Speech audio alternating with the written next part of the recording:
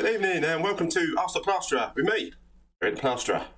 I'm Eric the Plasterer. I'm a plasterer from South London, for those of you that don't know me. I've been plastering for 36 years and I'm here tonight to answer any of your plastering related questions. A lot of the regular guys come along tonight as well. Hi guys, if you're there already. And I'll also be able to answer your questions. You'll be able to ring into the studio. I've got a phone connected up. You can call in. We can have a chat. The number will come up on the screen in a short while when I've stopped jabbering. Yeah, live news. Work seems to be pouring in for us very fortunate plasterers.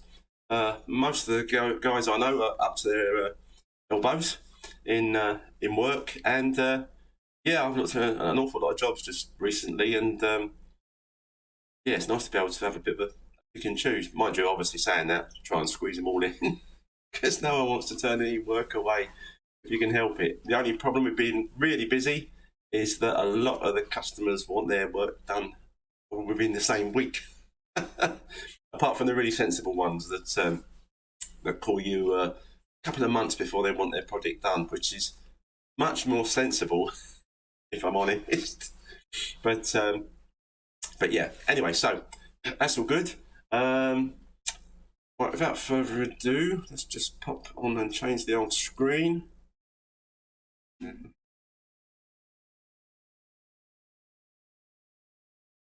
Here we go. I've got the old water feature on again this evening. I quite like that view, so why not have it again? Have it again tonight. I have got, as you probably might have noticed already, a stinker of a cold. I've had a COVID test today and had one yesterday as well, and they both come back negative. So you don't know how good those things are. Started about a week ago, a bit of a tickle, a little bit of a cough, and in the last couple of days, nose is running like a tap, and a nasty cough in the evening.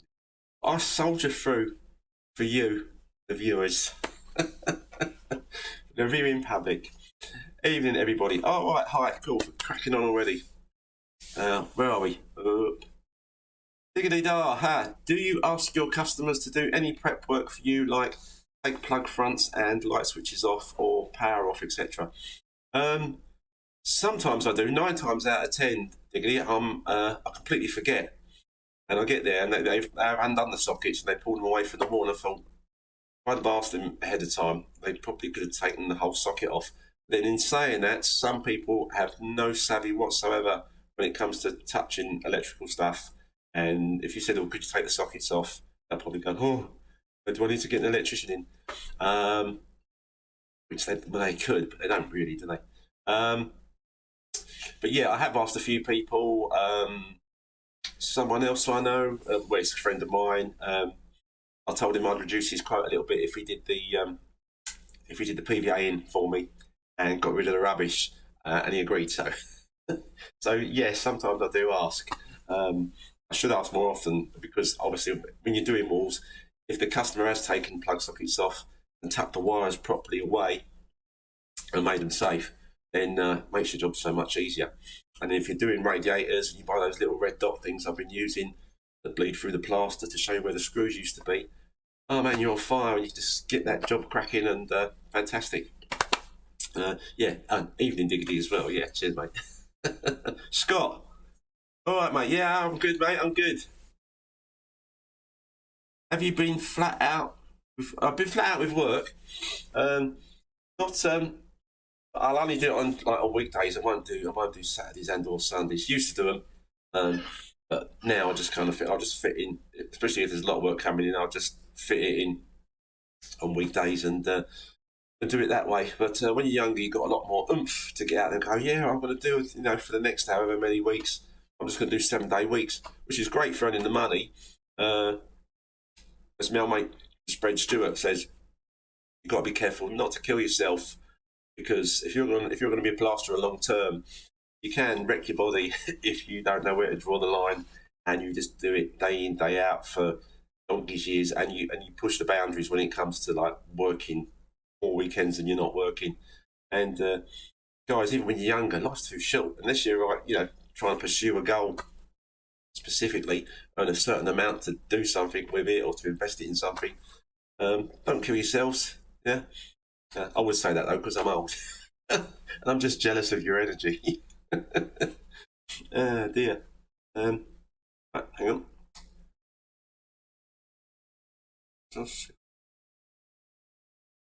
Jason. Sorry, Jason. Saw your video on using half-time plaster accelerator. Brilliant product, certainly works. Thanks. Oh, cool. You've had a go of it then, mate.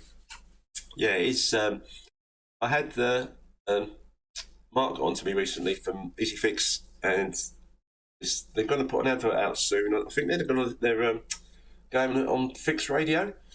Now, up until recently, I'd heard of Fix Radio because I've gone and done some. Listened to some videos on there via like the internet, but they've got a DAB station you can tune into across quite a large area of London, and it's quite good. I've never really listened to it before, but it is like builders radio for builders. All the adverts are builder related. They play some good music and they have some good things on there. Chippy, I know, I think he's got his own show on there or something as well. But long story short, they're going to start putting some ads up there for the old Easy Mix, and Mark asked me if I had any ideas, so I put together an advert for them, and there's a good possibility. I don't think it's going to be the first ad they put out, but they go for a second ad, which they probably will. It should be my one, so I'll keep you posted on that and see how we go. I might do that for a living instead. Advertising, I've got to be using the plastering on it. Scott, just ordered myself an ox pole and attachment for speed skim. Yeah, the pole for the speed skim, the ox one. Yeah, no, they're really good, mate. Again, most of the time I will, if I'm doing the ceiling, there's plenty of room, I will go up on my stilts and use my speed skim up there. But even sometimes, just for a change, it's nice to whack it on my stilts, get down, stick my speed skim on the pole, up you go, walk back. You've got to get more of the knack of how to apply pressure to the speed skim because it's only pushing from the centre when you're using the pole, whereas when you're up on the ceiling and you've got your stilts on or you're on decking, you use both hands so you've got like an equal spacing, pull it along. But once you get used to it either way, then it's absolutely fine. But yeah, and it was a godsend a while back when I did that room that had loads of furniture all around the edges, and there's no way I would have been able to reach on my stilts to get into the side when I was using the speed skim without having the pole. So that was fantastic. Sound a bit croaky tonight, guys. For anyone that's just joining us, I've got a bit of a bad cold. I had a COVID test, and apparently it's not COVID. So I'm double jabbed. So if it was COVID, I'd hope this is as worse as I would feel, which is just basically a bad cold, which is probably all it is anyway. So anyway, I digress. Where are we? Sorry, Jason, I've just seen your text up on the screen. Have you got a cold or COVID? But you know now, mate. As far as I know, it's just a bad cold. But yeah, other than a bit of a cough and very runny nose, I feel fine. Diggity, my garage ceiling has been plasterboarded. Has a shiny paint on it. Looks rough, so I was thinking about skimming it. Is there anything I need to take into consideration as a garage? Not really, mate, at the end of the day.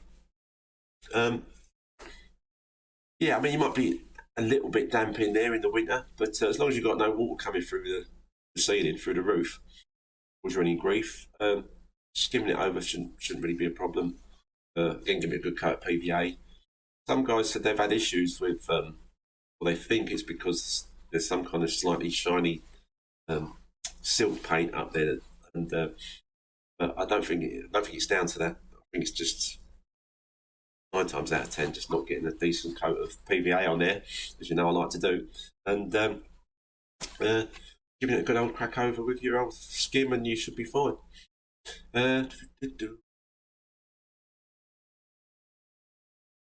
Is there anything I need to take into consideration? Oh, yeah, you've done. What are you laughing at, Jason? John, evening, John. Nice to see you, mate. Swayze, wee. Oh yeah. Ah dear. Yeah. Now we've got cracking. I feel pretty good, but prior to this, because of the old, I've been blowing my nose every 5 minutes. I was thinking, oh man, I've got to ask the plasterer tonight. Am I going to be able to hack it? But so far, so good. And as I say, we soldier on. For anyone that's just joined us, I'm Eric the Plasterer. Been a plasterer in South London for 36 years. And here tonight with the other guys to answer any of your plastering related questions. You could be a time-served tradesman, you could be a DIYer, you could be a customer. You could be someone that's just starting out or thinking about becoming a plasterer. See my videos on how to start plastering. So feel free to answer any questions that you might have. Now, a lot of guys just come along for a listen, which is fine. You can get the numbers up, isn't it?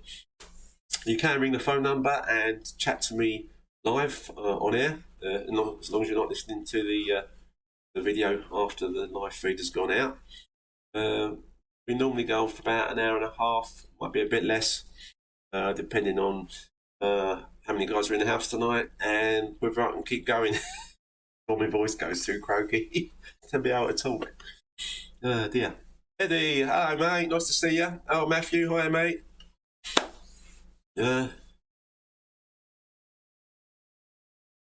Eric, think you need an early night. Oh mate, tell me about it. Fair play for yeah, you can't do a bit of the old sniffles. Stop you doing Ask the Plasterer. I mean, if it was on every night, mate, then I'd go, no, I ain't doing it tonight. I feel too rough. But, once a fortnight. And, yeah, it's not a problem. You've got the guys coming, you've got new people coming along, and you think, well, I don't want to disappoint. Don't want to disappoint, so got to just get on with it. I'm hard, me. Oh, dear. One of the guys who's on the Discord site, by the way. He joined the Discord site. Das Velas, I think his name is. I can't remember now. I'm rubbish with remembering names. And he was asking about different whisks and paddles. And to be honest with you, obviously there's a different range of whisks you can get and look into that kind of stuff. Paddles, I've never really. I've only ever kind of had one massive type of paddle on me whisk, and I've only got one that was a bit smaller or a bit bigger. Or slightly different shape when I couldn't get the one I usually have. So whether some of those are better or worse, I think if you get paddles that are too flat, and more like your paint mixing type paddles, attachments, there's a good chance you'll splash your plaster all over the shop when you're trying to mix it, or it might be too much pressure on your whisk, unless you've got a nice lovely old mega mixer like I have that plugs into the mains, which is all you need when you're doing domestics anyway. You ain't got to carry a transformer, 110 transformer around everywhere. Matthew, hello mate. Jason, what's the quickest way to get pin coat angle beads? I often use no nails or mix up some dab adhesive. Clean the edges with a sponge, diddly. What's been the most challenging thing you've ever had to plaster? Right, hang on mate, before that. Jason, for you, let's pop over to my other screen. This video here, I'm surprised, I'm pretty sure you must be subscribed to my channel, but you haven't watched this. This is me fixing on angle beads the way I do quite a lot at the moment, because it's easy and it's fast, and as long as they're straight and plumb. Is the mitre glue. Hey, look at that. Right on cue. Mitre glue. Stick it on. You can watch this while I'm gabbering away. And push it into place. Then I spray the accelerator on, because it does seem to fly through the old holes in the bead. And as soon as you spray the bit you're holding, let it go, and the thing's up instantly. Which, if you keep watching this, you'll see that in a second.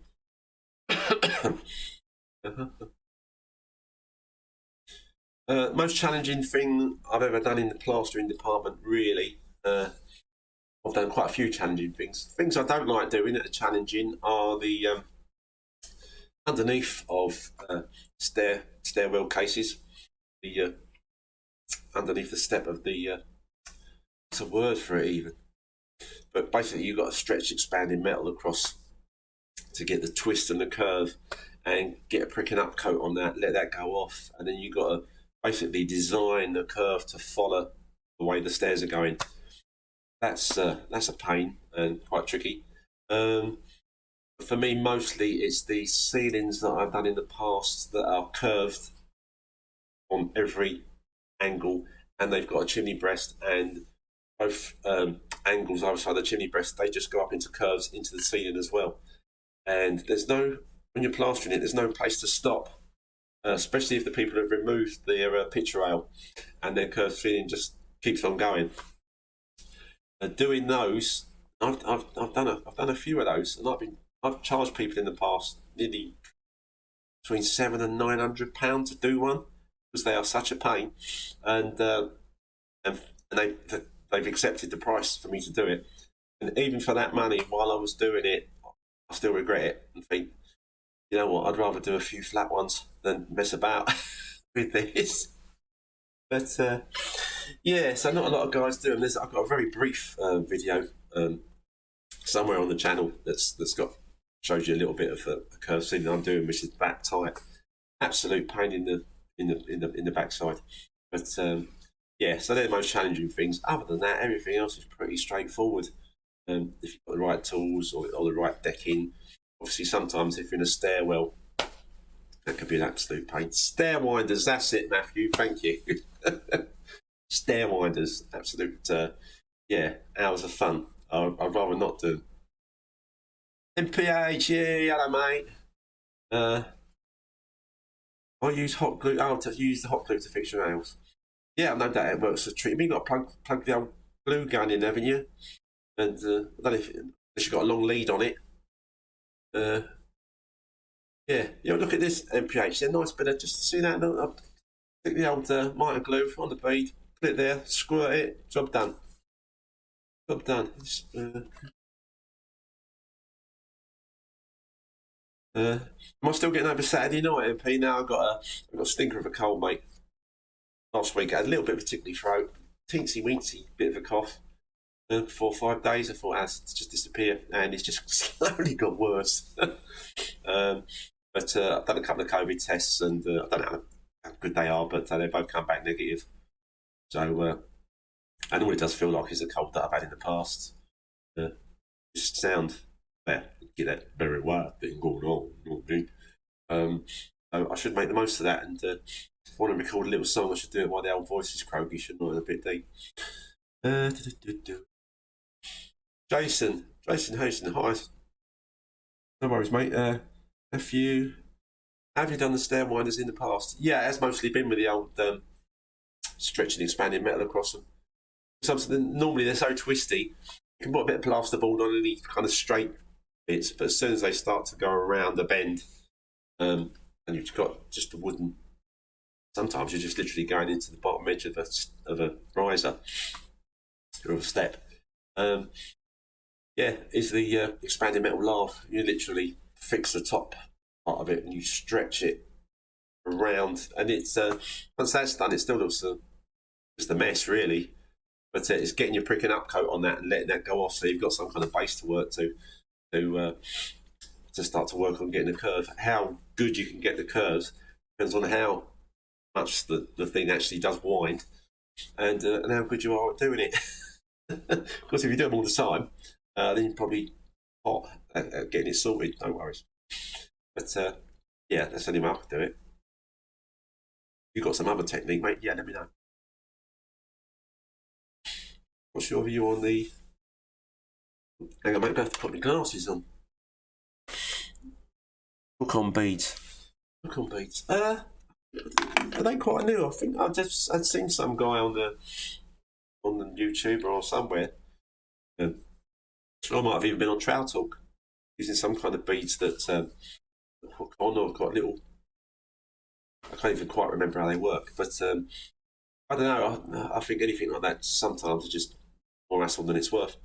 If it's a kind of bead that you can like tap into a bit of soft plasterboard and they hold really well, great. But if not, let's face it, a lot of time you're using beads on going over existing old plaster angles that are already there.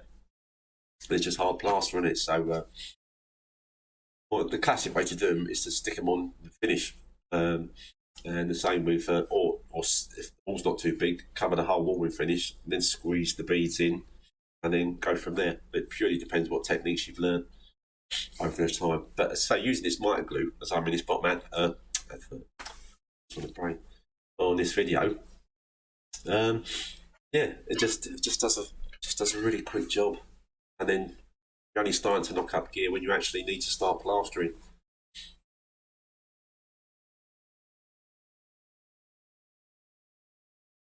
They are a pain to do, but they do look beautiful in the end. You have to send us some pictures, Matthew, or do a little video, mate, and send it in or email it to me. We can whack it up on here and show the other guys. Or I'll tell you, we can whack it up on the Discord community server site. Yes.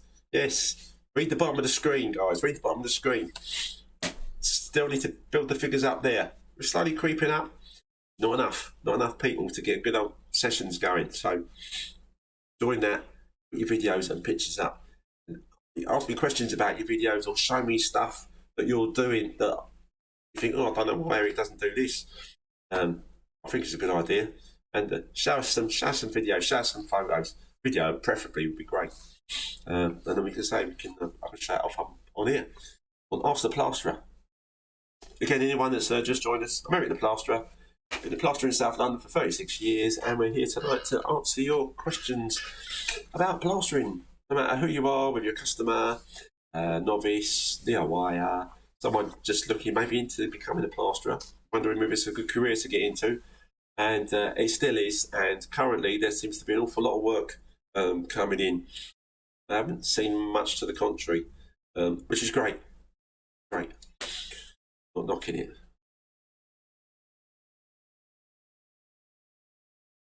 Jason, you missed... Oh, sorry, mate. You missed me up above about the rendering video. Sorry, about the membrane that you used. Sorry for missing that, mate. Is it better than adding the old metal one so that it doesn't... yeah, Jason, it's lovely stuff. I mean, apart from that little bit of a boo-boo I had where some dropped off, it was just being a bit silly.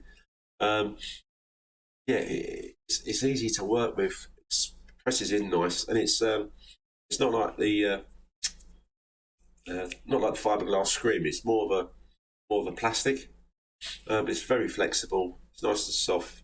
Squash it in, does a wonderful job, and yeah, that's going to stop cracking. I think as much as putting the metal lava on there would be, and doing that, it's a lot more to cover up at the end of the day, and yeah. I hope that helps, mate.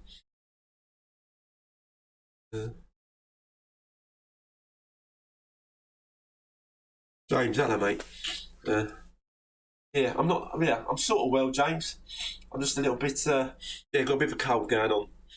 I've done the old COVID test a couple of times, and that's come back negative. So, other than a cough, teensy bit sore throat, and a really runny nose. I just feel like I have done when I've got a bad cold. Summer cold, I think they call it. They get a bleeding cold in the summer, I'll never know.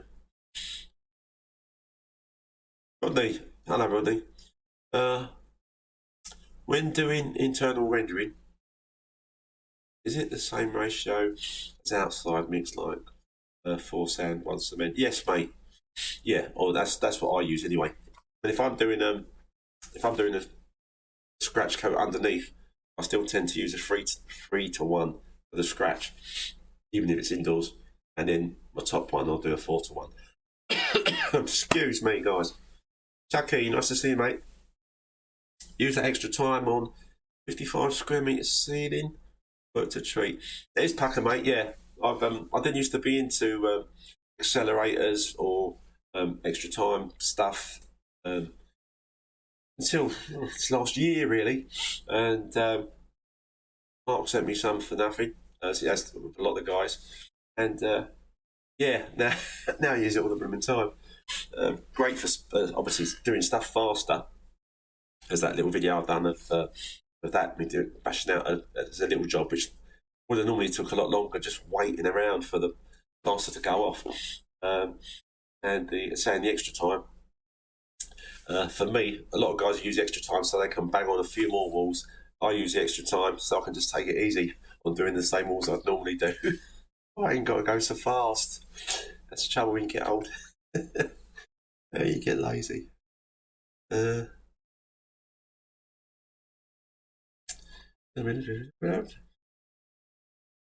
yeah, no, it's good gear. Matthew, have you ever had a customer refuse to pay? Only when I was about 23 and I did some, this wasn't solid plastering though, I was a solid plasterer, but I dabbled a little bit in cornice work, fibrous plastering. I don't know why, because it was difficult when I was rubbish at it.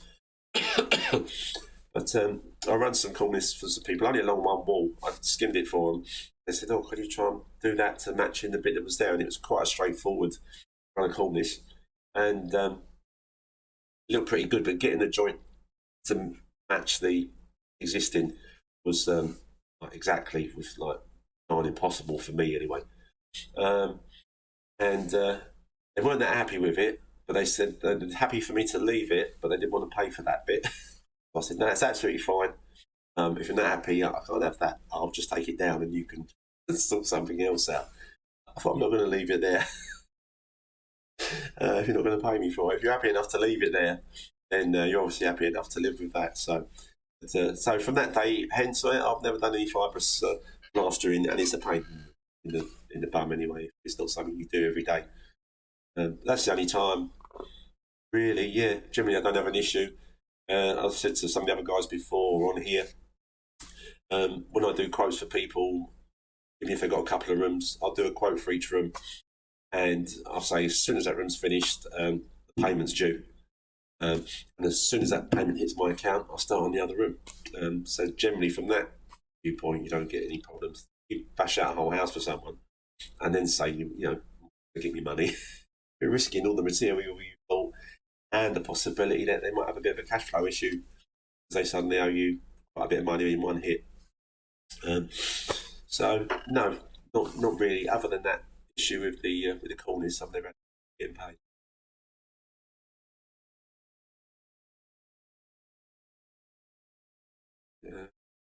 Chucky held it off for an hour. Oh, the old easy extra time. Yeah. Yeah, it's about, and if you're allowed to say extra time's going to give you an hour extra, I mean, it can give you more than that, but then at least you know where you're at.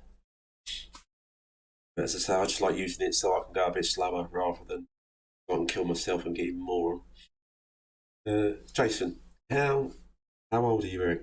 Have you got? I got what creaky wrist. I'm 58. 59 in September. It's a bit of a way off yet, but yeah, everybody. 59 in September. It was 26th of September, actually, if you want to send me a present or a card. Yeah. But I've been really fortunate that joints-wise, I did used to give it some money when I was younger. The only problems I've ever had was with my lower back years ago, and I had it for quite a long time. And I thought that was it. It's just going to be a permanent pain you have to live with. But I think it was from getting fitter and building up your back muscles down at the gym that went away. If your muscles are weak in your back, they're not helping to support your spine and all the rest of it. So it can give you back issues. But if your muscle's strong enough, so that went away. I'm glad to say I've never, apart from teensy twinge now and again, I've never had back issues since. That was years ago. And elbows good, wrists good, neck, shoulders good. I'm just fortunate, I think. Good genes probably. That does help. At least I think it does. That's I'm assuming why I haven't had any major issues. I know a lot of younger guys that are in one of the trades, not necessarily plastering, and all guys are falling to bits. They're a fair bit younger than me when it comes to like elbow, tennis elbow and wrist issues. The only other thing I've mentioned before that I've got still not as bad is some kind of a trapped ulnar nerve apparently, which makes these two fingers and the side of my hand go a little bit numb. I still work with it. You lose a bit of grip strength, but that seems to have improved over the last 6 or 8 months. But and you get used to it. And it, luckily for me, it only starts at the wrist, because apparently you can get this pain right up your arm, and have to take painkillers to stop it hurting. But it doesn't give me any pain. It's just this strange feeling of having a numb side of your hand. But it doesn't stop my my workflow.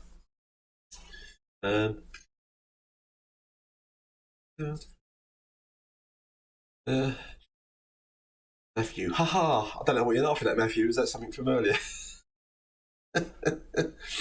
Andrew, rock on beta only for new plasterboards. Oh right, yeah, no, I thought so. Yeah, because they will kind of hook into the plasterboard, won't they? As I say, if you're trying to, they won't go onto some solid old plaster that's already there. With a slight change of scenery. Oh, bear with. Okay, it's not a big change of scenery. You still see my ugly mug, but there you go. I have everything.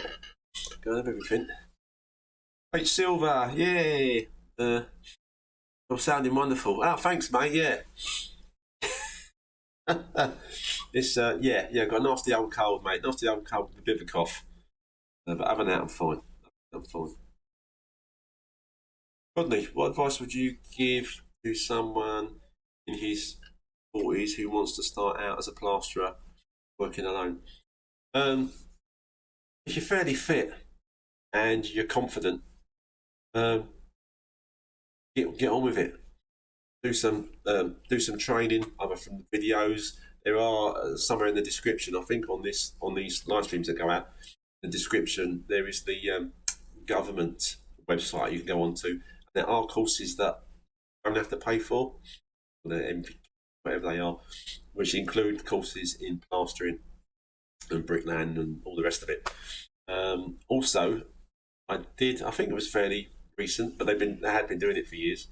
British Gypsum do courses that are free, but there's some criteria.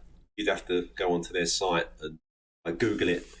But there are training things you can do where you haven't got to pay this, £600 plus for an intensive week at some company. No, there's nothing wrong with those. That's great. If you've got the money, can't get on a free one, and then when there's one near you, which is even better, then go for it. I think some of the free ones at British Gypsum are miles away. I don't think they've got anything in London. I think it's like out in Worcester and places like that, which is great if you live in Worcester, but not if you live in London.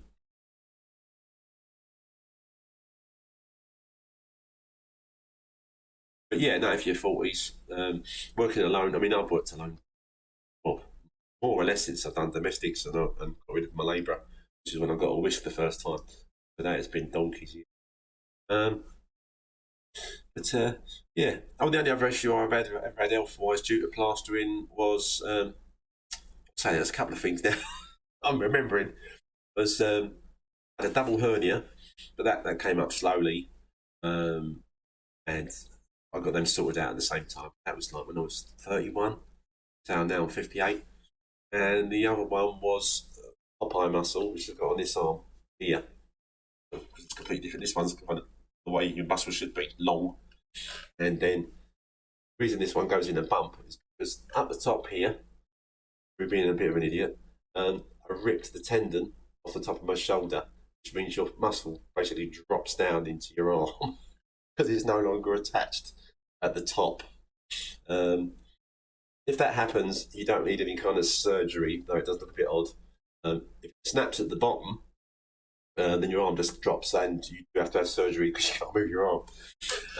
That happened to me, 10 years ago. I never had an issue with it. It didn't seem to affect my strength or anything like that. And I did it by, back in the day, plastering bags, depends on how old some of you guys are, used to be like a bag of finished, used to be 50 kilos. And the bonding was similar, and the browning, the bags were twice as long. If you chucked the old bags of bonding or browning, you chuck it over your shoulder, they were so long they would bend over your shoulder to the back to the front. And they're saying the finish was like around 50 kilos. And then I remember they first split it into smaller bags. They didn't put the price down, but they made it smaller bags. used to think, oh, I'll just carry two everywhere. Which initially you do, you just start whacking two of them up on your shoulder. And then again, as time goes by and you get a bit older and you get a bit more knackered, think, you know what, I'll just carry one bag at a time. What's the point of sticking two of these things, carrying 50 kilos at once, especially getting it up on your shoulder and back down and going up people's stairs with it. I forgot the point I was actually making now. Oh, that's it, yeah. Anyway, I had two of those in my arms, like with my arms outstretched, and I wanted to get them to the back of my van. So instead of being sensible, putting them down and pushing them, I just thought, I'll chuck them. And obviously my muscle was at its maximum stress while I was holding them. So as I tried to throw them, I just got this twanging pain like someone had hit me with a club hammer on my shoulder. And that went off pretty quick, didn't think anything else of it. And then I got to the job, and then when I looked down at my arm, I thought, my biceps never looked that big before. It wasn't that big this morning. And that was it. That was the damage done. I'd ripped a tendon off the top of my shoulder. And surgery to put it back is absolute pain, and probably it could happen again. So most guys that have it, the doctor will say to you, there's not a lot of point in having the surgery unless you want to. So yeah, that's a couple of injuries that I have had from plastering.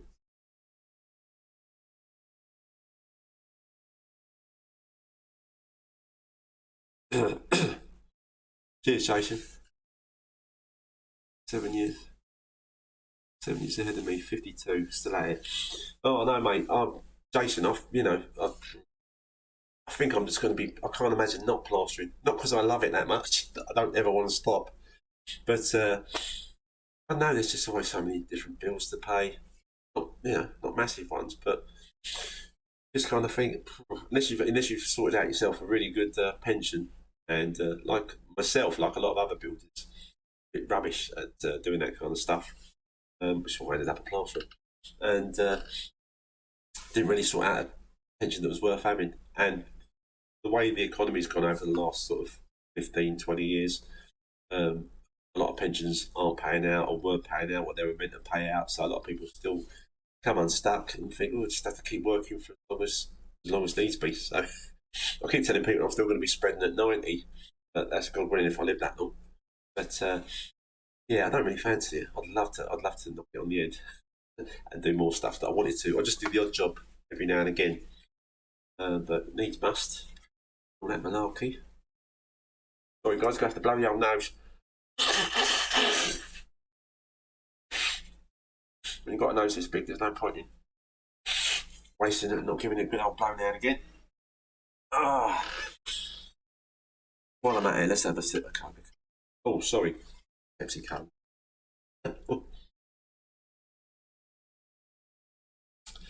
I wish they were sponsoring me. Anywho, how we doing?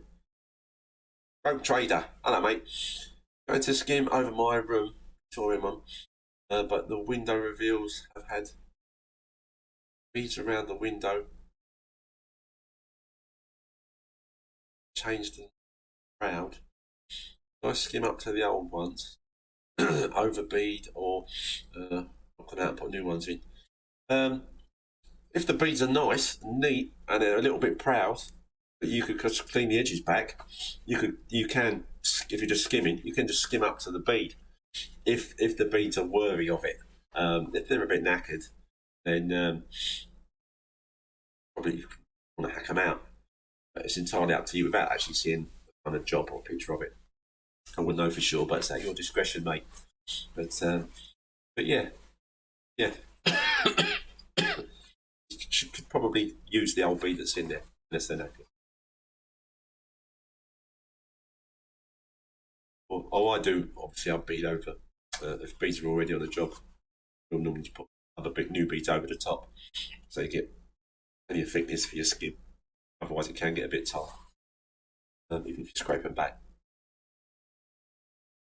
Matthew, hello, Matthew. Have you had any experience with traditional lime plaster? Only in the sense that I ever used it. I hadn't used proper lime plaster on the walls since the house going towards Worthing Way. It was an old single-skinned building. I was working for a builder at the time, and they were using apart from using a lime mixture in there, we also had some special stuff you could buy that was like because they had a bit of a damp issue as well, would keep the damp out, and you'd have to put lime over that, a lime plaster over the top of that.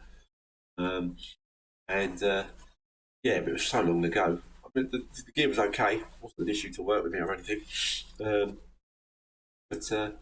Yeah, I think since then, the only lime mixes I knock up now are like for my plastering school part 1 is some sand, lime, and I put a bit of plasticizer in it as well, even though lime isn't plasticizer. And use it for practice plaster or for people to practice plastering because it stays wet all day. You can plaster a bit of practice plastering a bit of wall with it. Once it's dried, it's just easy to hack off and you've got your wall back and you can practice some more, which is basically what they used to do where I was being taught. So yeah, but that's the only time I've ever used the older stuff. Malcolm, what's your opinion when skimming plasterboard ceiling, joining to brick wall, scrim the point or not?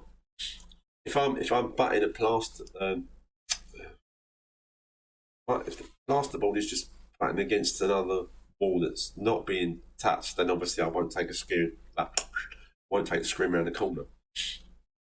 I might put a scrim on that board, just touching the adjacent wall, but I won't go around the corner with it because then you'd have to not plaster around the corner with it. Unless you plaster, if you plaster around the corner anyway, then yeah, I'd put a bit of scrim down and take it around the corner. You might as well, because less chance of you getting a crack down.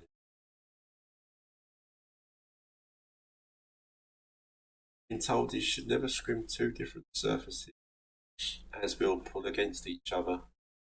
I don't know. I mean, I know you're not meant to wallpaper around corners because I've been in a lot of jobs where I've seen that and you get that funny curve in it and it all starts creasing up after a while. And a lot of my customers think that the corners of their hallways are in a terrible state. And 9 times out of 10, it's where they've been wallpapered around the corner and it's kind of shrunk back, got creases in it. And most of the damage is the wallpaper, it's not actually the plaster.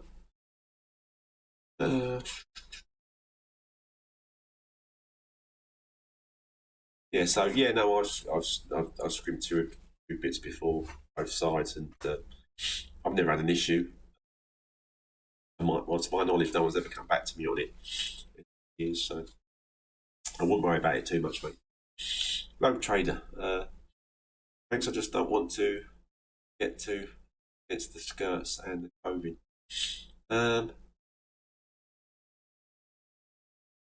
Sorry, Road Trader, I'm trying to think what that was answering to. I was putting the mesh on the wall.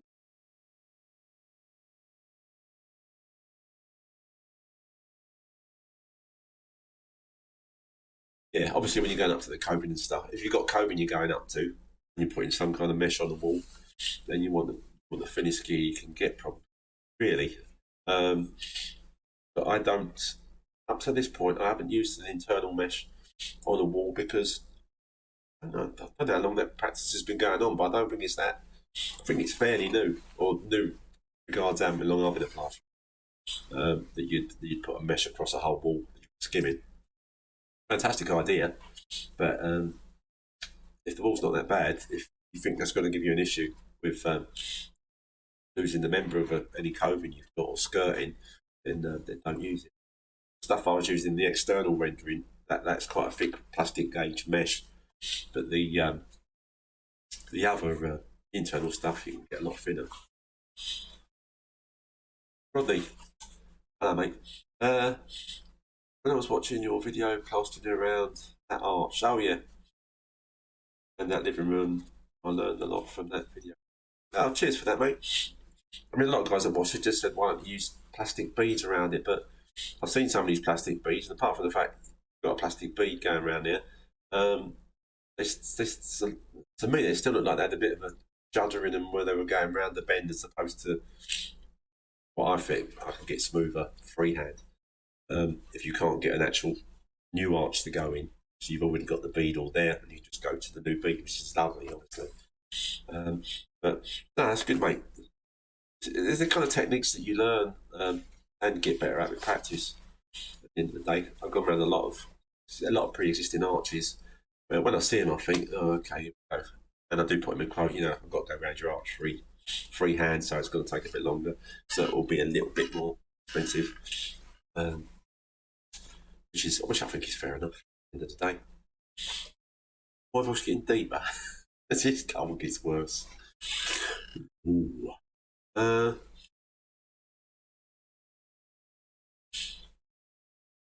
About the beading around the window. Sorry, mate. If you're worried that they're going to cause an issue because they're sticking out too far, especially if you put new ones over the top, then hack them out. Hack them out and put new beads in. Alan, what do you think is the best trowel? Well, I've used the classic Marshalltown. I've got stainless steel Marshalltown, but in my early years, all Marshalltowns, not all Marshalltowns, but basically started off with Marshalltown carbon trowel, 14-inch, I think it was. It might have even been a stubby, actually, to start off with, but then quickly go on to a 14-inch. But the carbon trowels, they are lovely. They sharpen up really quick because they wear in a lot easier. Stainless steel's a lot harder than the carbon. And I found the benefit of, you can keep them oiled. Most guys don't unless they're really careful. And they do go a bit rusty. It's the fact when you kind of get the old rust off with a bit of sandpaper, they come up lovely, and it helps to wear them in quicker. Because every time you're taking off a bit of rust, you're taking off a little bit more of that metal, getting a nice sharp edge. The Marshalltown I used to have and used it until it wasn't useful anymore.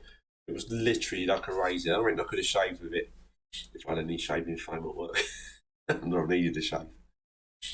But that, and then flexi trowels. There's a whole range of them. You can try different ones out and see what you're happy with. I'm quite happy with my Ox Ultra Flex for just finishing off most of my sets, as opposed to finishing. Obviously, prior to all these flexible trowels coming out. Excuse me, we would just finish it under the Marshalltown trowel. But the flexible ones do give you an edge on that really nice kind of finish to the finish, if that makes sense, without polishing it up too much. But matter of choice at the end of the day. Let's say some guys have a whole collection of trowels.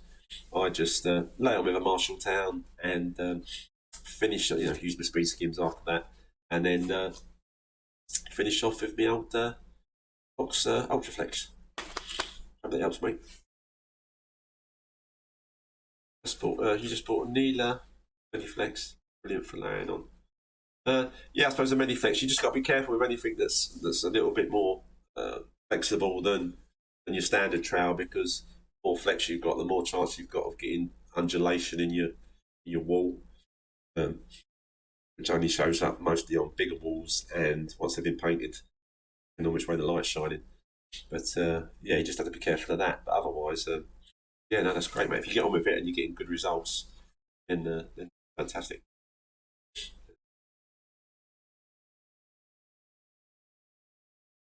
Yeah, the Marshalltown Gold, I don't know much about them. 40 quid. Yeah, and you can get most decent trowels for around the 40 quid mark, or between 40 and 60. Over that, I've never paid. I think I've never paid more than about £54, £57 for a stainless steel trowel. I think that was probably a Marshalltown.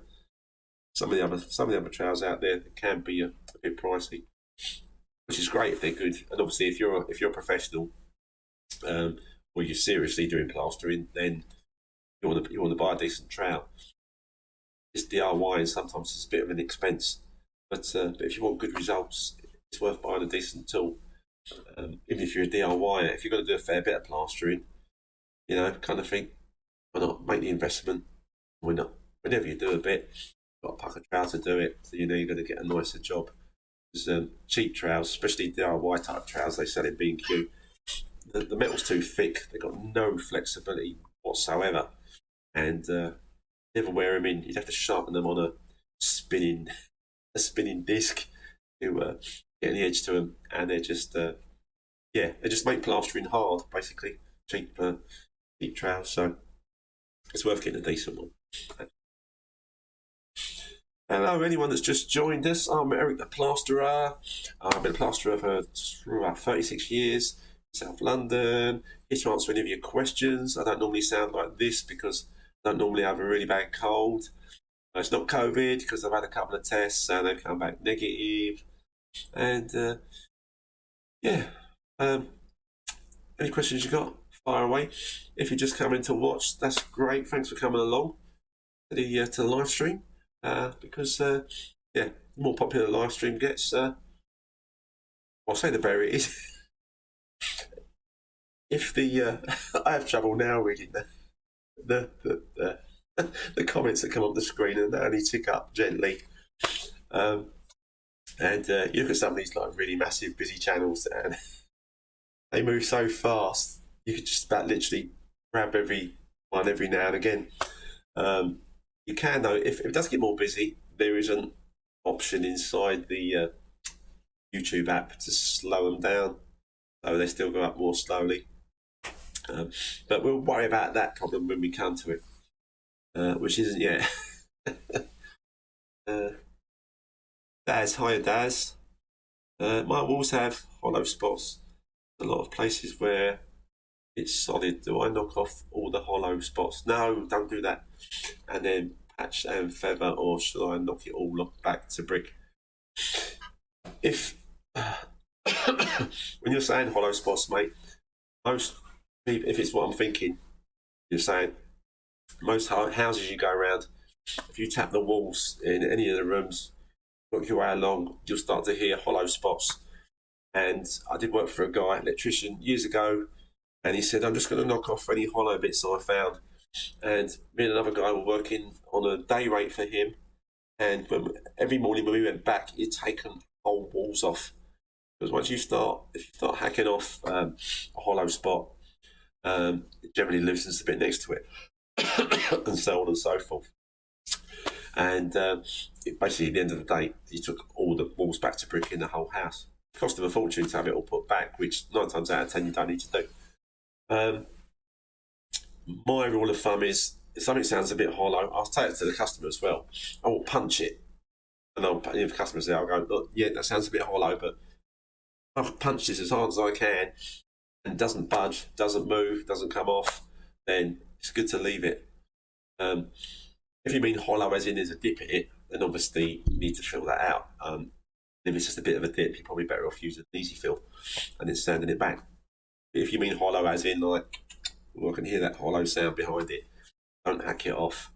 If you can bang it with a fist, not with a hammer, you can bang it with your fist as hard as you can, and it doesn't affect the plaster, it doesn't crack, it doesn't come away, it doesn't move. Leave it, go over it. If you want to, if it gives it a bit more strength, you can put some mesh over it, or you can crisscross some fiberglass joint tape over it after you've PVA'd and it's dried. PVA, by the way. And then yeah, so that's my advice to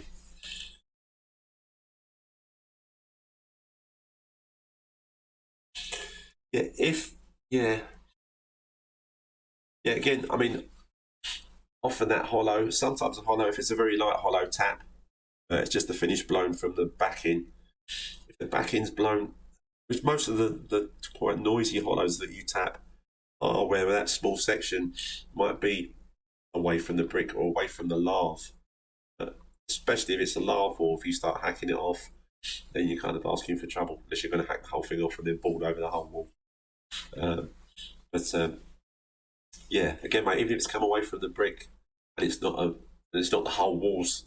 The whole wall sounds hollow, then you need to be really careful. Yeah, but if it's patches of it, my advice would still be if you can smash at it with your hand, it doesn't budge, But hacking it out's not worth the hassle all the time, all the money. If you're doing it for a customer and they insist they want it done, and you're happy to do all the hacking off and stuff, and you want to do it, then do it. But yeah, but there you go. No worries, mate. No worries. Yeah, thanks for your question. Yeah, anyone else that's got any questions, plastering related? Yeah, better be plastering related for Ask the Plasterer. You're welcome to ask them here. Yeah, this silly little thing I've got up on the top video, that is just I started getting a little bit into animation. Not a full-time job. I'd rather do that as a full-time job, I think, as well. I'm probably going to use it in a few of my videos and knocking up a few adverts for people, where just to make them a bit different from everybody else's. At the end of the day, so no worries, Daz, no worries at all. Road Trader, what's the state of the multi-finish now? Has it got any better? I've never found much of an issue with it, mate, to be honest. I know a lot of the guys were saying it didn't seem the same recently. I mean, that might have been a massive batch that came out from somewhere. But yeah, I've not had a major problem with it. But it may have been a dodgy base. To say, some guys were saying it had a real, just a weird texture to it, a weird feel to it, which so you'd understand if you're a plasterer. DIY probably just you mixed up some finish and it's. Yeah. But yeah, no, I think we're good with that. That's what I've no idea of, because I don't buy it often enough. I don't know where we are on the cement front. Is getting cement, is that still a massive issue? Or because I haven't bought any since my last rendering job, which was that one in that video there, which was a while ago now. Yeah, I don't know if it's still terrible or whether or not. Oh no, there's loads of cement back in. You obviously haven't been looking. Which no, I haven't. If you know, let us know. Just out of curiosity. Excuse me, I'm gonna have a little drinky.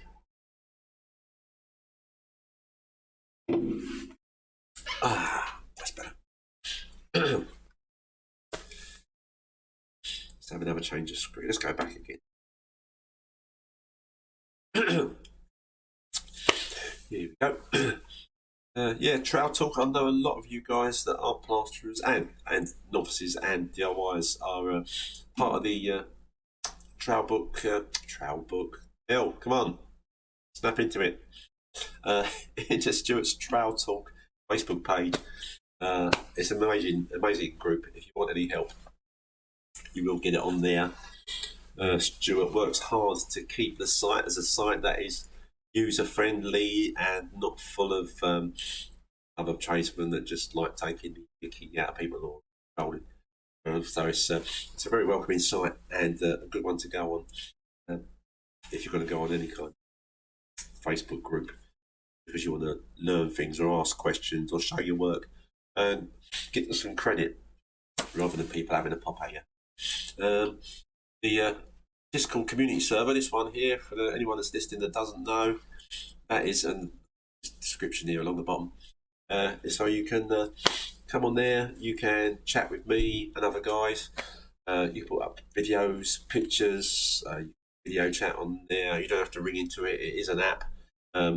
There's a video. There's a description in all my videos that you can click on, and then you will get an invite to the app. Download it onto your phone, computer, and join us there, which will be great, because the bigger that gets, the more busy it gets. And you got a question, shove something on there, and most of the guys that have got it on their phone, when we're at work during the day, not rushed off your feet, which I suppose most of us normally are.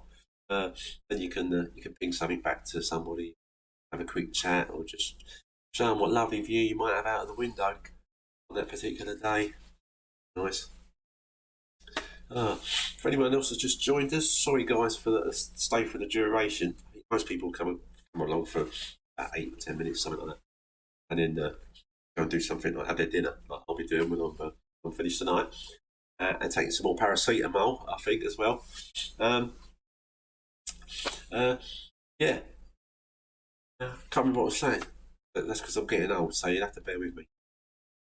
Right, what else we got? Still no cement. Oh, okay. I'm glad I ain't done any rendering lately then, because I'd get to the old shop and panic that there wasn't any. I thought it was back to normal by now, but so right. So there's still a cement issue. Okay. At least the all the old gypsum seems to be fine. They're well ahead of the game again now. Jason, if you're patching up walls in a bathroom, it's going to be fully tiled. Do you use bonding coat? Tilers around my area.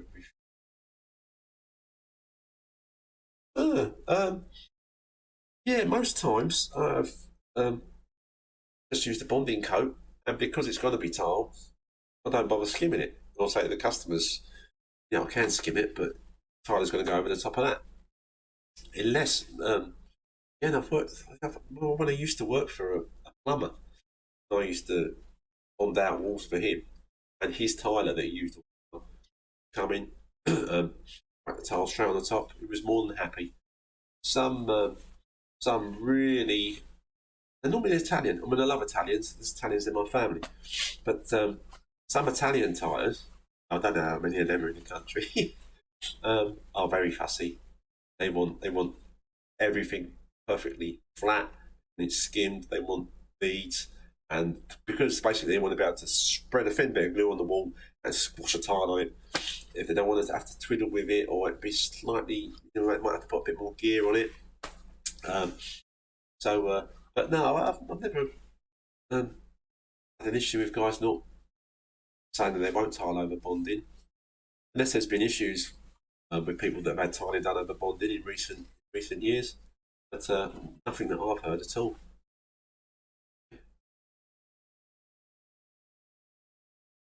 Michael, hi Michael. I don't know about being late, mate. We normally go on for about an hour and a half. I normally finish up about 8:30, just to be sensible, really. To work on I'll finish the job. Skimming beads are hot to find for me. I haven't had a problem with skimming beads recently. I tried to buy quite a few at a time, and then so if there was suddenly a bit of a shortage somewhere, I'll probably notice from it. But yeah, no worries, mate. It's just nice to have you along. It's nice to have along for camaraderie. Because it helps to boost the channel as well. It's nice to be able to have a chat. All you guys, whoever's out there, the regulars, people that just like to watch a live stream, and yeah, and it's good. It's satisfying for me as well. I appreciate that you guys tune in to watch this. While you are tuned in, if you haven't subscribed to my channel, please do. Obviously helps. I've been told by the YouTube algorithm that I need to get people to like my videos more. So I've got to admit, I do it myself. I might really like some videos, but I forget to click on the little like button, the old little thumbs up. So if you're looking at any videos, and obviously you need to like them to be able to press the button. Don't like them if you don't like them, if that makes sense. But yeah, if you, as they say in the old YouTube land, smash that like button. That apparently will be really good. So subscribe to the channel and hit the old like button. Thank you very much. That's the end of my advert. Right. How long are we going? An hour and 9 minutes. Yeah, for those of you who have not been here before, I don't normally sound this croaky. I've got a really bad cold. I had a couple of COVID tests and they've come back negative. So I don't think it's that. I've had it for about a week or so now. Other than feeling like I've got a bad cold, absolutely fine. I've been a plasterer for 36 years. I'm in South London, and this community and this live stream is to help anyone that wants any help, wants any advice when it comes to plastering, Obviously, I only answer the questions that I know I know the answers to. But I know a lot of the other guys have got experiences of different tools and anything like that. So if any of you regular guys, if you want to put your tuppence worth in about a tool or about anything else, not just tonight, but any time really, or if you join the Discord site, excuse me, put some stuff up on there, and I can probably use it and bring that into the live streams on the Monday night. This live stream is every other Monday, unless I sort of say otherwise. But I normally give a bit of notice if for some reason skipping one. If I do skip one, then I normally do the following week straight away, even if that would normally be the gap week. So 7 o'clock every other Monday. Ask the Plasterer. You got a question you want? Oh, Ask the Plasterer's on. I'll ask him live, or I'll even ring him because there is a phone line. As I'm pretty sure everybody must know now, into the studio, and that's it there. 07516 214 983. 07516 214 983. If you're watching this on your smart TV or anything but your phone, give us a ring and ask a question. I'm a bit dubious if you come off as a private number, just in case you're a troller. And I like to have people's numbers if I'm going to talk to them live on air. Ring in. There is a slight time delay, so if you do ring in and you're watching it on the telly, you will turn the volume down on your TV and have a little chat, and that helps other people not have to listen to my voice droning on, even though it sounds slightly different this week because of the depth of it. Oh yeah. I might try a bit of the old honey and lemon a bit later tonight.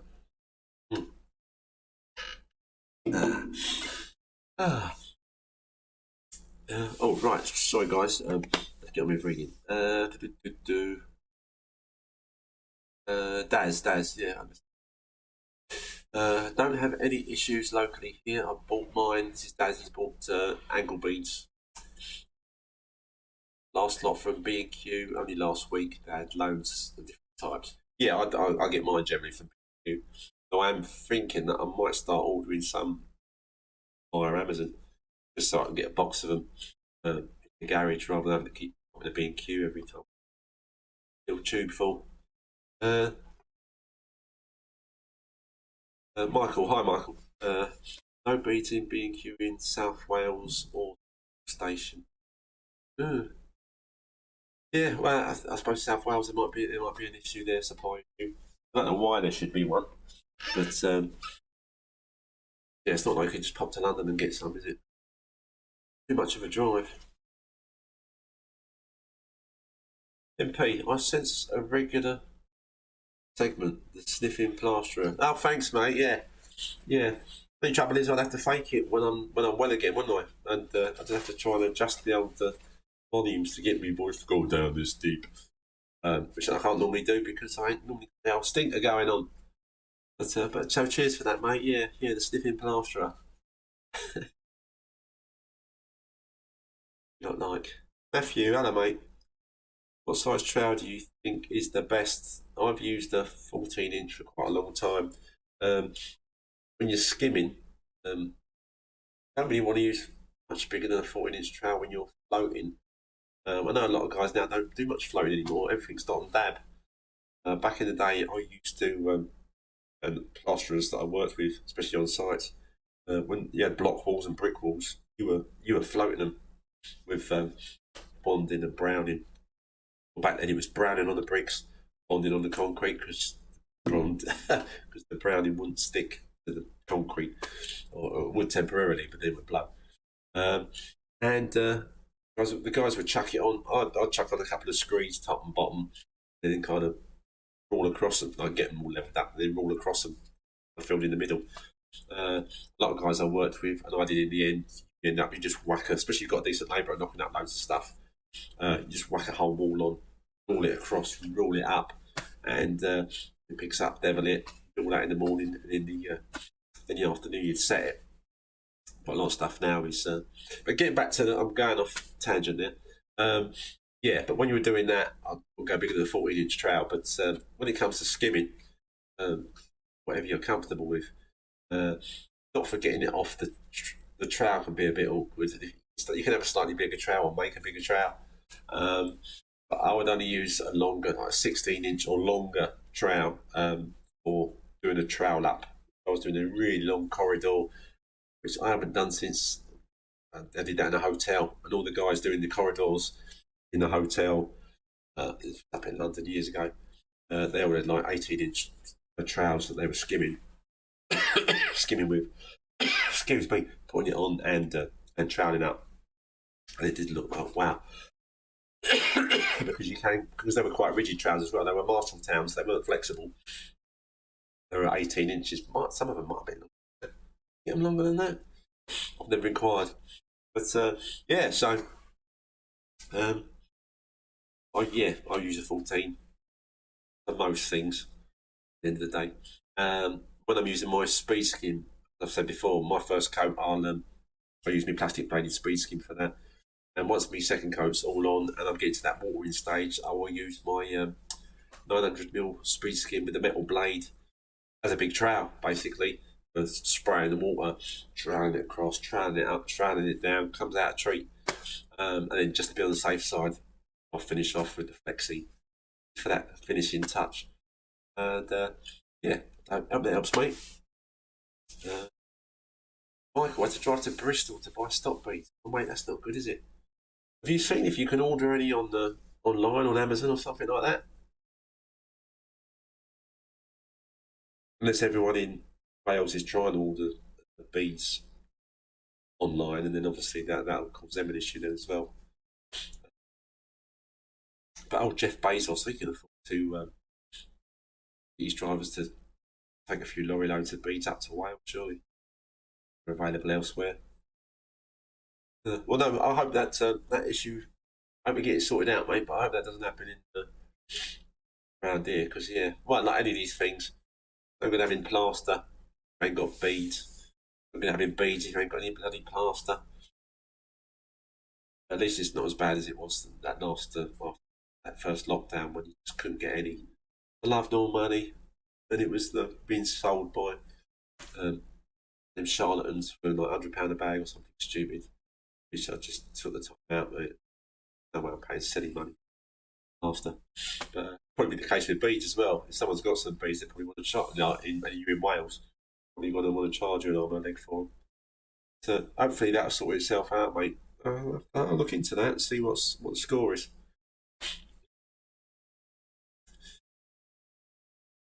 How are we doing?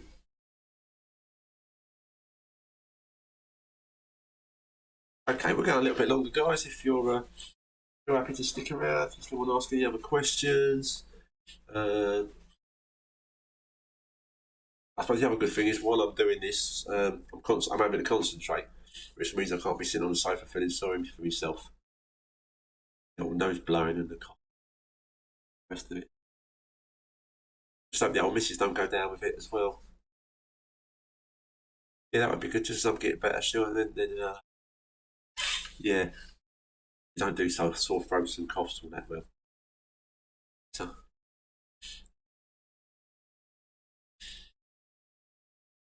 Also, I was going to mention to you guys, has anyone else got any questions about anything? Anyone else that's watching just want to type something up? See, of course, I don't know how many people actually just watch it on the TV and they've got no way of typing anything into the old comment section. Say bring it up on their phone. My channel, by the way, if you are watching this on the TV, is plasterer.org.uk. Or if you search for that, just generally, my website will come up. It's the same name as my channel, and there is obviously a link to my channel from my website. So if you just put plasterer.org.uk in your phone, my website will come up, and my channel will come up as well.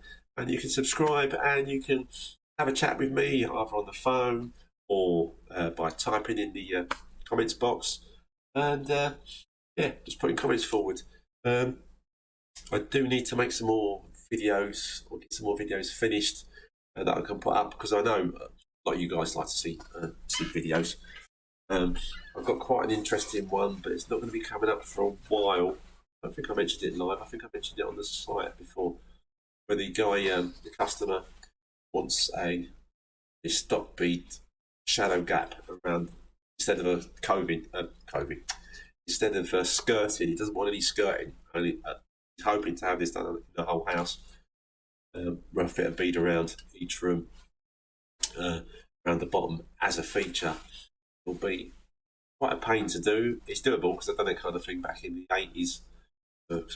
Architects were very into features back then, and I will be videoing that because that will be interesting. Because I know some stuff is a lot of day-to-day plastering is just it's stuff I've covered in videos before, or stuff that can be a bit boring, and trying to come up with stuff that's interesting. You guys put suggestions up. But until I organise my my little garage space, maybe use that as a sort of a classroom again, where I can make specific videos, rather than waiting for a customer specific job to come up that's worth filming. Okay, yeah. Anyway, enough of me jibber jabbering. Hello, mate. Hi, how to repay? Oh, sorry, mate. How to repaid badly one day after plaster? Sorry, Bart, I can't quite understand the question. I don't know if there's a typo in it. How to repaid badly? Was that how to repair badly damaged?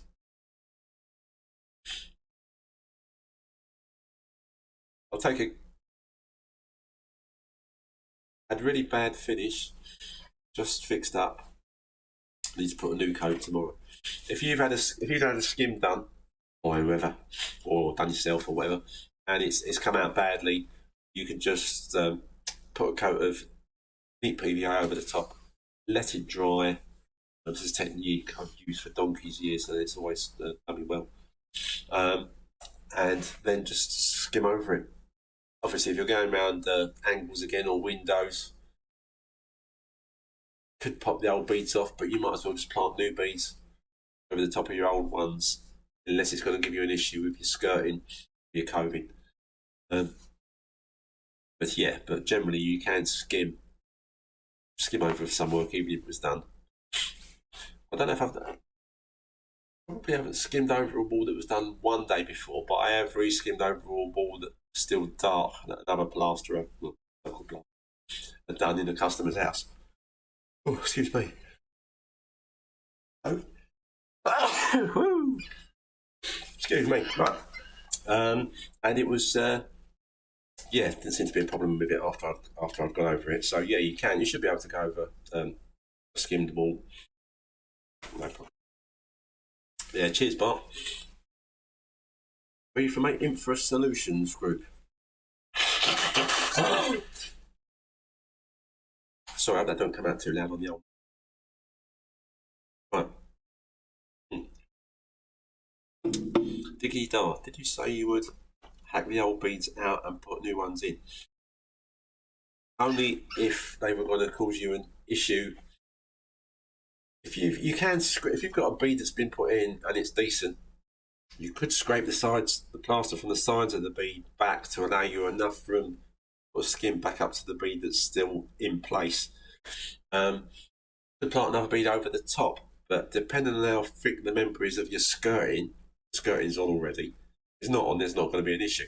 If you've got a skirting on already, which I want to stick out too far, then you'd be better off taking the bead right off and putting a new one in. But the skirting isn't an issue, then just stick a new bead over the bead that was put on the day before or whenever it was done, and just basically start again, not forgetting to PVA the wall first and let it dry.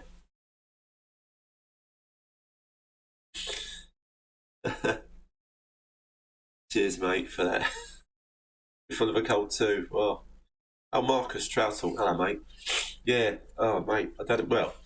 There's a bit of a cold thing going around. Then there are summer colds and that to go around in the summer. I think I might have got it off my little granddaughter because she had a little bit of a. She hadn't been too well. Has a little bit of a cough. Bless her. Only 3, and yeah, I see quite a bit of her. So I might have picked it up there. I don't mind. She's worth it, and I don't want to give it back to her, so I won't be seeing her this week. Because last thing you want to do is give a nasty cold to little kiddies. That has similar happened to me. I thought about knocking off and starting again. A friend of mine suggested blue grit. You can use grit stats if you want. I've said quite a few times on here and on the videos that I only ever use deep PVA, well rubbed in with a roller. Make sure the edges are done with a brush, and I let it dry completely before I hit it. Sometimes if you go over, I've been told there's a possibility if you leave it a day and let it properly dry, then put fresh PVA on top of that, because it can be a little bit water soluble, then that might actually soften up the PVA underneath. So I only ever do one coat of PVA, a really good one, well rubbed in, and if I want grit, or I need grit, or feel I need grit, I will mix some kiln dry sand in PVA. It's a lot cheaper. And that's worked for me over the years as well. But 9 times out of 10, just neat PVA for me, and I've gone over a hell of a lot of surfaces that I've just coated with neat PVA. And some of those, which were experimental, one of which was a porcelain sink, which I was rendering, and I literally just put PVA on it. One of those might have chucked some sand in with it as well. Then I rendered that, and it stuck to it absolutely fine. So if you want to buy any of the different coloured grits, you can. Apart from the fact that I think when I see videos of people, I think, oh, what's happened to that wall? Was it all blue or all red? And I realise they've used blue grit or red grit. But other ways for, say, I've been plastering 36 years, and I've used neat PVA for most of that.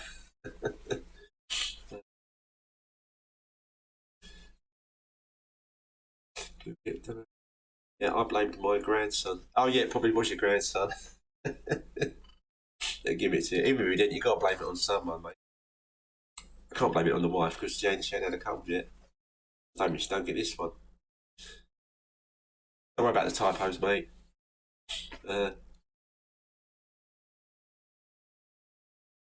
Last job PVA. Oh. Yeah, I reckon that's what happened to my job last week with PVA. Oh, did you put that on Trail Talk about that?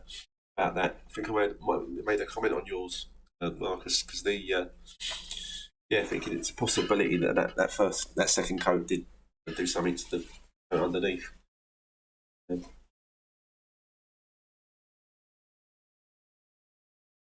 Yeah, kiln dried sand bar. That's what I would use, mate. What ratio of sand? I put in a small handful at a time, depending on how much PVA you got. If you got a bucket of it, because obviously you don't want to chuck too much in there or too little. But if you put a chuck a handful in, give it a stir, it'll whisk up. You'll soon see the kind of texture of it, and when it's the kind of the grittiness that you want, that's how much sand you want to put into whatever particular amount of PVA you've got. If it's a really small amount of PVA, then obviously just chuck a little bit of sand in to start with, mix it in and take it from there. How did you get on with the red-green dots for screw holes? I used those on a job. Actually, this little silly video with the animated man in it, who's got my telephone number to at the minute. He's pointing at 3 of those holes on a all stairs and landing, where that was just one of the bits where the handrail had been taken off, and there was about 40 odd screws in total sticking out of the whole wall when I got there. But the customer had obviously taken the handrail off, all the screws back, because he wants the same holes to put them all back in. They would have been a nightmare to plaster around. This is the start of a little advert I'm making for the dot company in the hopes of the fact that I'll be able to get some freebies out of them, which is the name of the game. Yeah, they were great. On each hole, I stuck a little red dot, plastered them over. I was a bit nervous when I plastered them over, because initially they just disappear. And you think, if these don't show through, I'm going to have a hell of a job, because I'm going to have to put these holes back for this guy, because I've told him I could do it without the screws. And fortunately, after not that long actually, I'm still in the process of doing the wall. I think I was on the second coat, and you can see this little bit of red bleed through. And then as time goes by, it just bleeds through even more, and you get these little round circles. But you've got to be a bit careful, because they do also bleed through paint. So you've got to make sure you're only putting them in an area where a screw's going to go back, and there's going to be a bracket or something covering, just to be on the safe side. But yeah, they were fantastic. I say you can get them red or blue. I don't think they're any different, to my knowledge. The guys have sent me some to try out a few more. But yeah, I'm doing a job next week where they've got a radiator there, and I've seen from their pictures they've left the bracket on the wall. What I will do, I think I mentioned to them when I got back to them and they accepted the job, I said, look, take the brackets off, take the screws out, because I've got these things I can put over the holes, so the holes won't be an issue. So then I haven't even got to go around the brackets, because I used to just go around the brackets because it was easier to go around the radiator bracket than messing around the screws. But with the dots now, I can take the whole thing right off, put my dots on, skim the whole wall, dots come through. Just to be nice, I will poke the holes back where they were, where I can see the red dots. The customer hasn't got any problems at all putting it all back. Just makes your plastering job easier. Like anything else, mate, if sockets are off, preferably if the customer's done it, so you ain't got to mess about with those. You can go straight across the front of the sockets and your switches, and you've got dots where holes are, where people want to put a television bracket back or a radiator back on. Just makes the whole job more of a pleasure. I mean, nothing worse, as like you guys will know, than having to plaster around wires and sockets and screws, and you've only got to whack your trowel. And it's easy to say, I'll be a bit careful. Just so easy to whack the edge of your trowel on a screw. And I used to try sticking matchsticks in the holes and things like that, but absolute pain it was. Didn't really work. So yeah, I'm getting on really well with the old dots. They're great. Do you hear that, Red Dot Company? Yeah. Oh, hang on. Here you go, look. I'll give you a plug. Probably back to front, but hey. Yeah. Any chance of some more freebies? Thank you. Excuse me. Oh, hang on. Good. I'm thinking of giving them a go, but like you, I'm worried about losing the holes. I worth know about the paint bleed. Yeah. My worries about losing the holes was once you've used them once and you realise how they work and how they bleed through, you won't have no qualms of covering holes over with them stuck on. It was just that is the first time in that video that I'd used them, and because there were so many, if it had just been a radiator and they didn't work, I could have lived with finding the holes again or re-drilling them for the guy. But when it was a whole hand drill, they went right the way down the stairs and around the corner, I was nervous, but I needn't have been because all the dots came through. Excuse me. And I just found the holes again for the client, so they didn't have to finish. Which was good, it kept them happy. But yeah, you got to be wary of the paint bleed. But then they should only normally be used where you're going to make a hole or you're going to cut something out and you know where the centre of that thing is because you stuck a dot in the middle.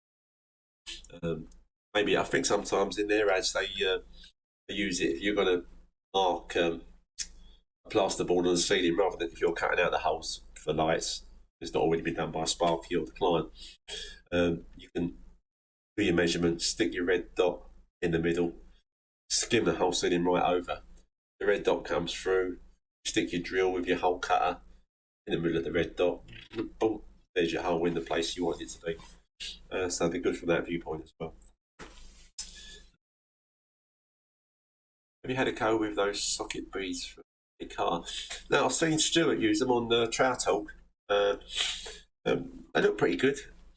I'm just thinking if I know they look quite bulky things, but because I haven't actually seen any in the flesh or used them, then I don't really know what they're like to use. But I will if Pete wants to send me one, I'll give it a go for sure. And yeah, and I'll be quite happy to make a video about it as well, and just to add to all the other videos Stuart's done about them. Yeah, so yeah, thanks Pete in advance. They're awesome and they're cool. Yeah, no, they do look good. The videos I see with Stuart using them looks like a great idea. I just wanted to see if I can get the knack of putting them in place and what have you.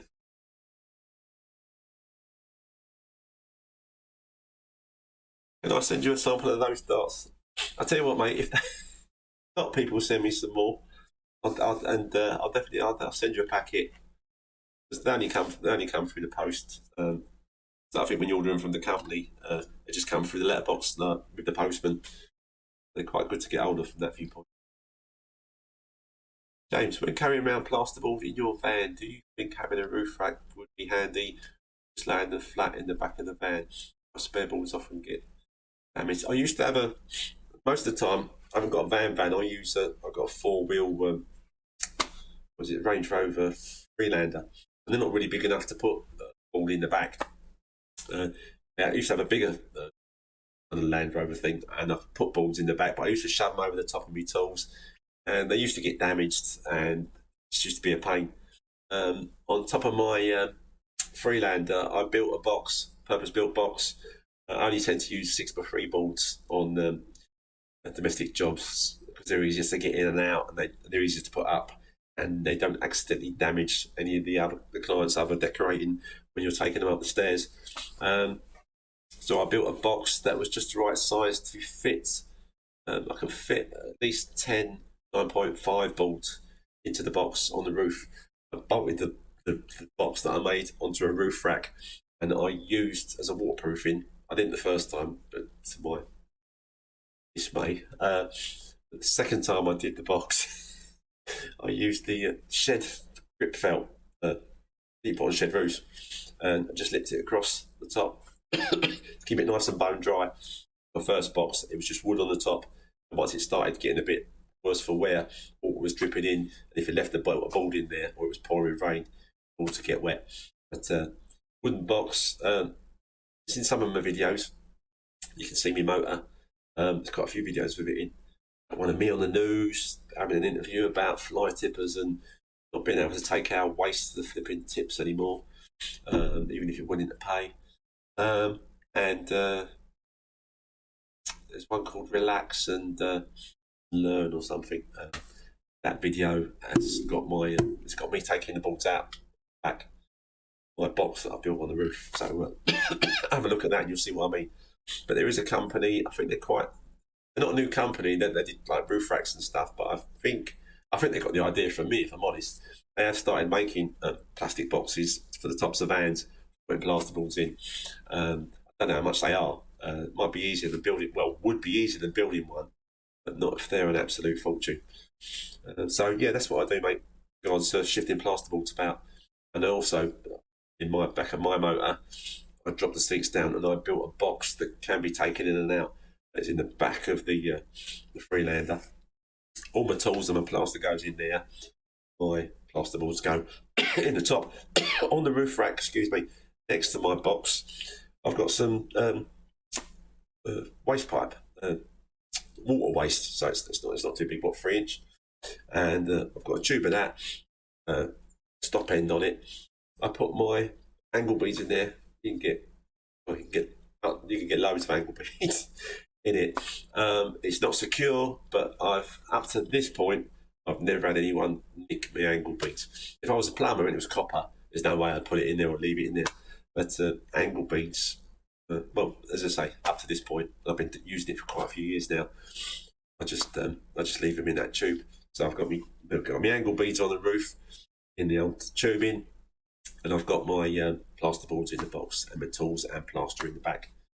Lovely job, and I don't have to be a white van man, and your motor looks less like a van, so there's a little bit less chance that some low life is going to think it's full of tools and try and break into it. So I hope that helps. I hope that's been of use. Where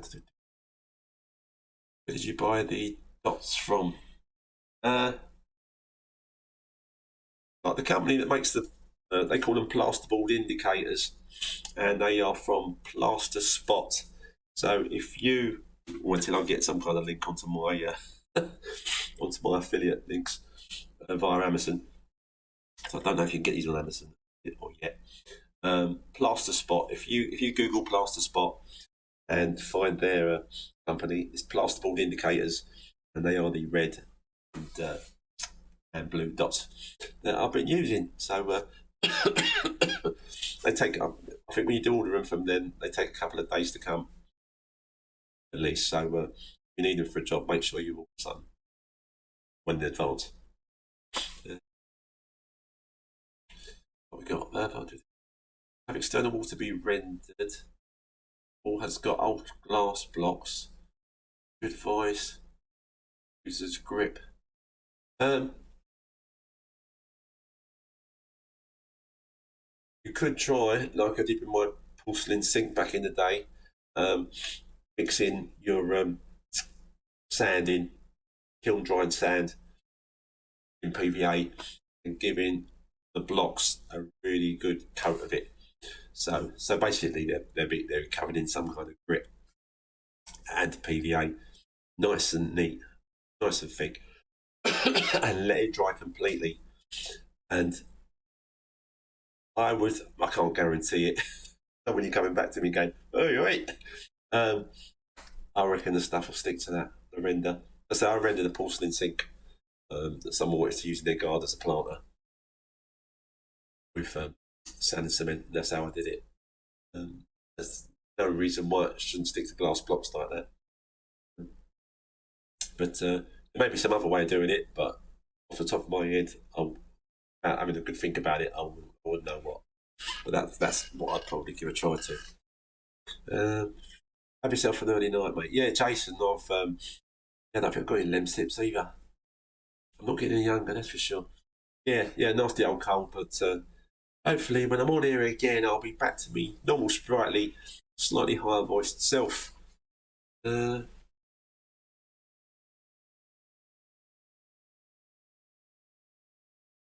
Alpha, is that Alpha Mad? I'm going to pronounce that wrong. Eric, sometimes my guy has trouble lining up angle beads square on the corners. Do you have any suggestions I can give without losing my rag? Are you talking about render beads onto brickwork? In which case, obviously, you got to whack gypsum, say using finish, but I've always used bonding on brickwork to stick render beads on, try to floating the job out. You put blobs alternate going down the angle, reveal, whatever you're doing, and then obviously you have to line the things up, tap them in with a spirit level. Make sure you get them level and plumb, both directions. Again, that comes with practice, I suppose, and experience. I don't know how good your guy is or how long he's been doing it. If it's plasterboard beads, again, you're putting onto an old wall.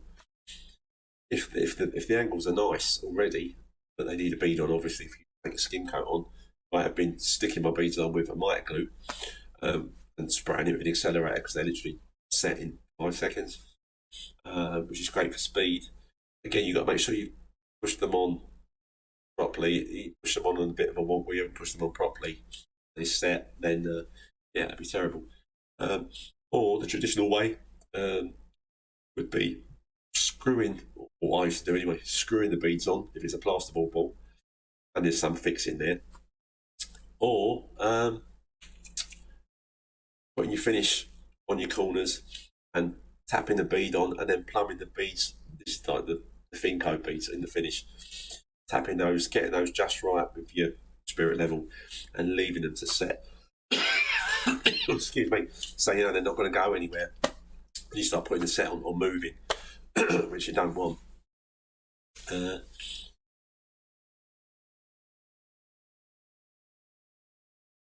No, other than that though, mate, I don't know what. Yeah, just try and keep calm. I know that's easier said than done. If you've got a guy and he stuck some beads on for you and uh, on some job and they're not as they should be. Hey ho, it's a learning curve, I suppose. Uh, James, no worries, mate, no worries. Your company I'm referring to are called Roofer Rack. Yeah, that sounds familiar, mate. Wow, 750 quid plus that. Yeah, I think even if I was building one on a big van to take 8x4s, not that I use those, but if I did, I think I'd probably make my own. Mine is made from quite a thin 1/4 inch ply. You want to go too thick because of the weight, because obviously the weight of the box is quite heavy on the roof rack, and then, like I said, if I'm putting 10 9.5 6x3 boards in there, seems to work absolutely fine. But at the end of the day, that is a lot of weight. Obviously, anything like that, don't go driving into a brick wall accidentally on purpose, because the whole thing would probably take off. But that would happen with their boxes as well. If you've got a lot of weight on the roof, it's loose stuff. Anything's loose inside the box, and you stop suddenly. I mean, breaking suddenly. I mean, if you did. But yeah, it would be. One was made out of 1/4 inch ply, bottom, sides. Obviously, don't want to go up too high. And the top, making sure that you bolt it to your roof rack bottom piece before you, well, even if it's after you put the sides on, before you put a top on it, otherwise you'll have no way of attaching it to your roof rack. And on the inside, you want the bolts that you would use, that part of the bolt. You want the bolty type part coming out underneath your bottom of your box to screw on your bolts or your wing nuts or whatever to hold it on. And you don't want anything rough inside the box that's going to catch on the first plasterboard that you put in. And yeah, there's some roofing felt on the top. Make sure that the top board that you put on slightly overlaps the whole box. So then stick your roofing felt around the edges and just flat on the top. It hasn't got to go off the edge. Any rain just drips off the kind of like self-made drip lip, and works a treat, and definitely won't cost you 750 quid or the best part of £1,000 for the privilege. Yeah, works great for me, but if you got that kind of money and you want one, yeah, just go and buy it. It's easier than building it. Cheers, mate. Cheers, mate. Appreciate it. Appreciate your lovely comments, people. No thin coat beads around. No, yeah, I've been in some troubles. Window reveal. Thin coat beads around window reveals. Yeah, thin coat beads around window reveals. If it's an original window reveal, the old plaster, and you're going over it, they're best stuck on and levelled up. Stuck on with finish and levelled up. Yeah, I wouldn't put any accelerators in doing that because it's taking the guy a little while to get level. The finish will probably gone off before he's got all the beads around the window. Yeah, I'd stick him into finish around the angles, the reveal, squash them on, and then level them up. You obviously can, remembering to cut angles, which I'm sure he does on the beads, so they're not just two squares hitting each other. And ideally, you'd cut a 45-degree angle on. Excuse me. Right, he's been in the trade with me for 12 months. Oh yeah, I mean, yeah, it's not that long, mate, is it? Yeah, give him another 6 weeks before you sack him. I'm only kidding. Just have to give him a little bit more time, mate. Eddie, hello, Eddie. How many sets do you put on in a day on average? I try not to do more than 2. My sets are normally 2-bag sets, so I'm not really putting on more than 4 bags in a day. But then I will also normally probably be doing some bit of bonding, sticking beads on, scrimming stuff, sticking plasterboard up. But generally, sometimes I'll do 3 sets. It depends if I've allowed a comfortable amount of time on a job, then I'll just do a couple of sets and kind of plan